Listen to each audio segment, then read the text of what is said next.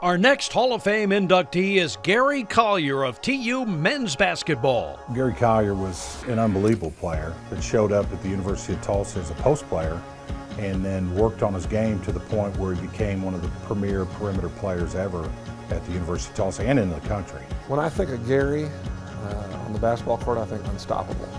Just a flat-out scoring machine. Gary Collier was a great leader, and I think as a freshman, when you have great leadership and you just kind of learn from good leaders, then I think you can become a good leader as well. Gary, as far as a leader, loved it because he led by example. But it was not always that way for Gary Collier. Coming out of high school, he was really not a guard. Yeah, I was a 6'2", 6'3" post, back to the basket, average 26 a game and a little over 10 rebounds a game. But all that changed when Tubby Smith arrived at TU. Coach Smith came in and he put a tape in of Kentucky. And, he talked about the things that, that they did that he would like to see implemented here at Tulsa. And one of the things that they really did a lot of at Kentucky was shoot the ball, the three. Gary Collier flourished under the new system and developed his outside game. It was just something that I felt comfortable doing. And I liked how it felt when the ball would go down. It could kind of get me going with a lot of other things in other areas of my game. By the time Gary was a senior, Coach Smith's third year, TU was ready to explode. The Hurricane blew through the Missouri Valley, winning the regular season. But as it's well been documented, TU lost in the MVC tournament and sweated out the NCAA announcement. TU was the last team in, but it didn't matter. I was just so geeked. Man, I was so geeked. I was so happy. I didn't feel nervous. For some reason, people always ask me, were you nervous? I wasn't nervous because I felt like we had already accomplished a lot. And they would accomplish a lot more. Their first round opponent was UCLA, and Collier was brilliant. He scored 34 points as TU took a big lead, and then when UCLA came back, Collier broke their backs with help from his big men. I remember setting a screen for Gary. Sure enough, Gary catches it, hits a three, I take the charge, we get the ball out of bounds. He had shot the ball before the charge, so the bucket counted. We get the ball out of bounds, goes to Gary, another three, 6-point play. So they vanquished UCLA. Next was rival OSU. With the Cowboys dominating the first half, this Brooks Thompson shot set Gary off. After Brooks made that shot, Brooks get the ball out the net. He goes stuff the ball in Gary's stomach. And I saw this, and I could tell immediately, in my mind, I'm thinking, you shouldn't have done that.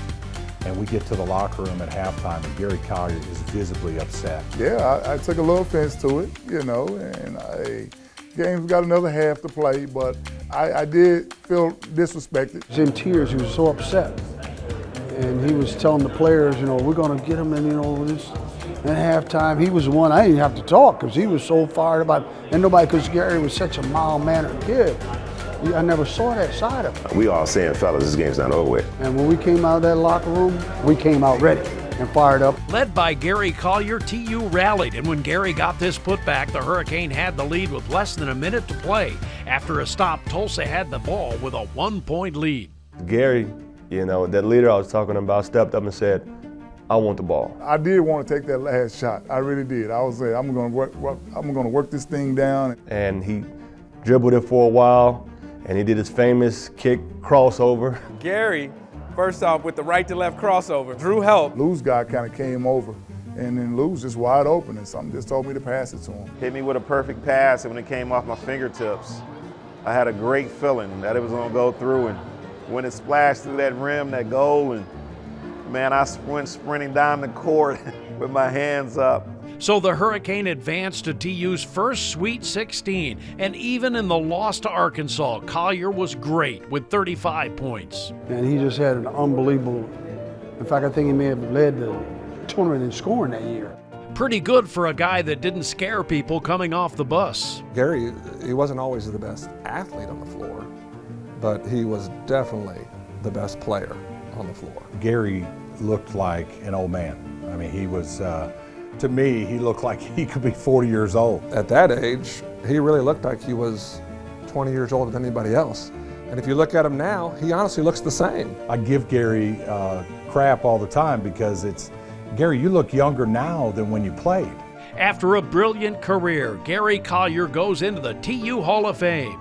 First of all, it's just a great honor to be mentioned like that, or put in a category with Hall of Fame. It's just a great feeling. Gary, I just want to say congratulations for being accepted to the Hall of Fame. You deserve it, and it's great to be your friend and teammate. Gary, I'm just so happy for you, brother. Much deserved for you to go in the Hall of Fame at the University of Tulsa. Unbelievable career here. Thank you for being who you are, not only for me, but the University of Tulsa and all the alumni here. Congratulations. Please welcome the newest member of the University of Tulsa Hall of Fame, Gary Collier.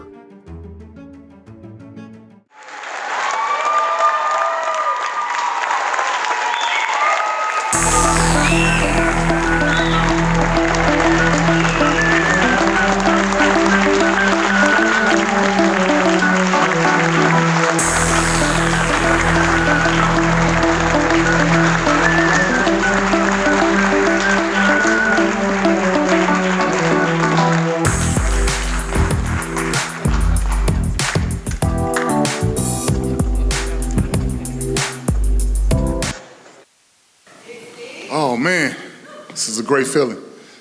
First and foremost, this has been these last 2 days have been great. It's been probably, better than I've been known for a while. And I just want a moment of silence for Dwayne Howley Bonner, who's not able to be with us today.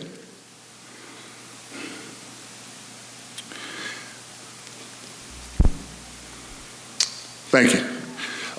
First and foremost, I ain't gonna take a lot of your time. I know how it is sitting there listening to a speaker. It's almost like waiting to get your hair cut at the barber shop. You want that barber to hurry up. But once you sit in that chair, you want that barber to take his time. Hey, and from the look of my teammates, they ain't been to the barber shop in a very long time. Lack of hair. Yeah, but something that my mother told me a long time ago that I learned from her, that this is a great, great honor, but it's equally important to say thank you. And I thank the committee, definitely, for allowing me to be a part of this occasion. My coach in high school, he had a saying, if you have to say you is, then you ain't. And what that meant to me is that if you're good enough, if you work hard and you do all the things that you're supposed to do, you're going to get recognized, you're going to get seen, you know. And first and foremost, I like to thank God. I give him the glory, the honor, because I understand that there's a lot of things that I wouldn't be able to do without the assistance of God. I'm only one person.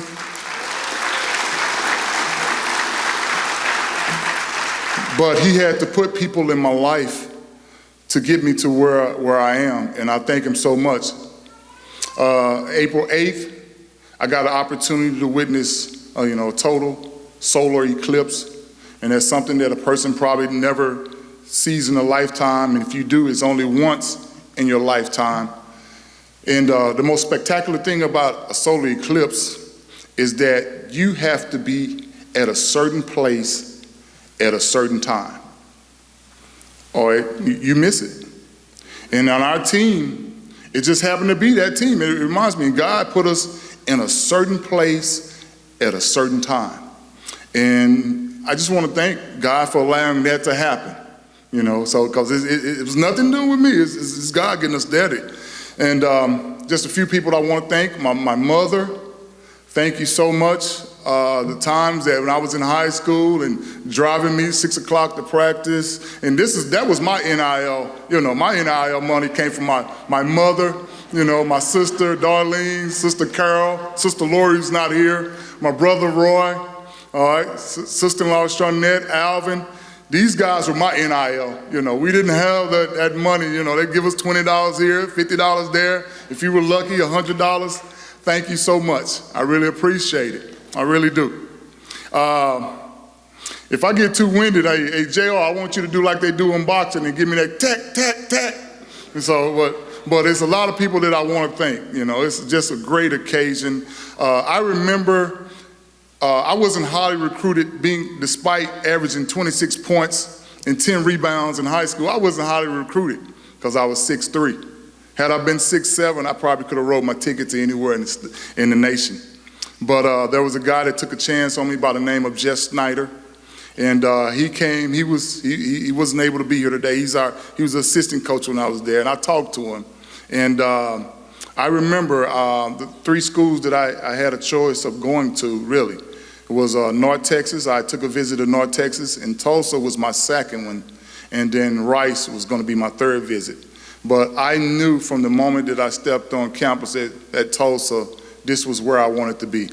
I remember coming back and getting off the plane, and Snyder, he came back with me, and I ended up signing a letter of intent right there in the kitchen, where we made important decisions, right in the kitchen, on the kitchen table. But there was one of those things that I enjoyed about it. My high school coach, who happens to be in the